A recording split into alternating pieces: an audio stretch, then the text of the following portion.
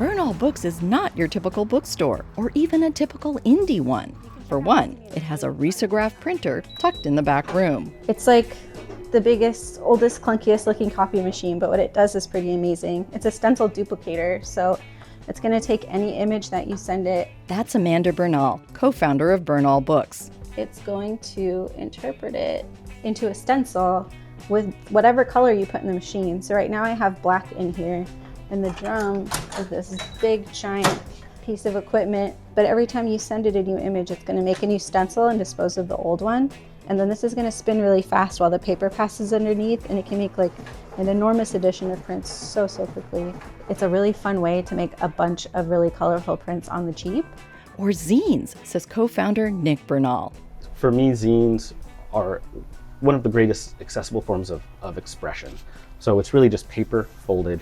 So it's very DIY. DIY is like our ethos. It's kind of like our guiding light is not just DIY, do it yourself, but do it together, to do it in a place where you're participating with other people. I think the social aspect is a huge part of this. That makes Bernal Books special. It became a launching pad, a community hub that now includes scanners, an archive for San Diego zines and ephemera.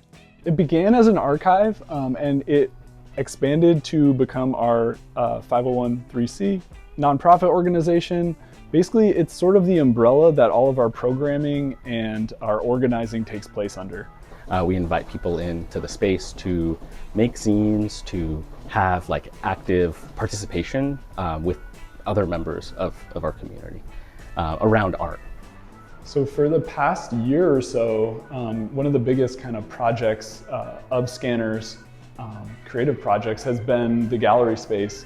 We have all this print, all this ephemera, all this culture in the space, and the gallery allows us to lay it out in a larger form and step back and really be able to appreciate it. And appreciate how the art can really hit home. This is a piece, Cancel Rent.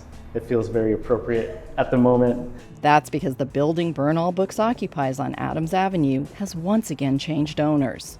And our rent's about to go up for the third time. In July, we're set to be paying close to $6,000 a month. That's a lot for a 1,200 square foot space, shaped like a pizza slice. Our landlord has residential units attached to the building. From the look of what they're asking, they're not going to back down from the price that they're charging us here. Plus, the city just installed parking meters on Adams Avenue. So even if we were to stay here, I can't imagine what kind of impact that would have on our business. It's hard to imagine any other business in this joyfully cluttered space that invites exploration into its nooks and crannies. It's stressful to think about moving all of this stuff, some of the elements that we've built into the building. It's crazy to think about the amount of work we put into customizing it and figuring out how it should all work. Amanda ponders what could be lost if spaces like Bernal Books go away.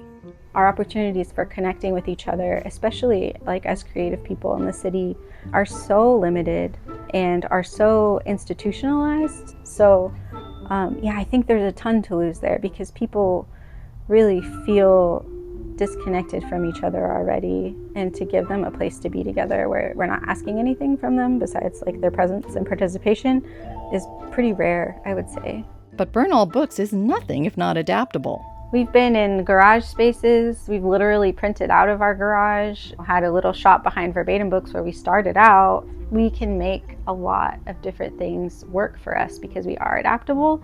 Having to make the change has created the ability to see like, okay, what's growth look like then?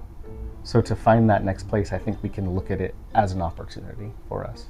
We're big dreamers and big idea people over here. So we tend to see opportunities everywhere, but maybe it's that kind of psychotic optimism that has brought us here in the first place, but it's working for us so far, so what can I say? Sharing that psychotic optimism, I'm Beth Accomando for KPBS News.